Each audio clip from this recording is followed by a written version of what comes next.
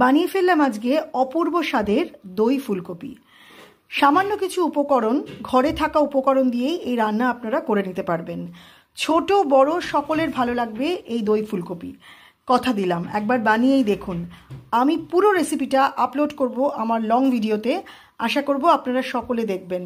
যদি ভালো লাগে তাহলে ওই একই কথা বারবার বলছি, একটু লাইক, একটা কমেন্ট, একটু সাবস্ক্রাইব আর একটু শেয়ার, যদি ভালো লাগে তবেই।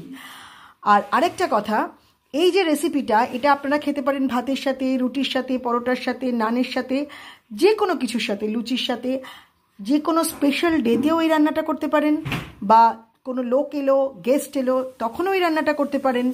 বা যদি মনে হয় যে এমনি আজকে কিছু ভালো লাগছে না, ফুলকপি একটু অন্যভাবে করি, সেদিনকেও করতে পারেন। তাহলে আর কি, এবার বানিয়েই ফেলুন, শীত যখন এসে গেছে, দই ফুলকপি।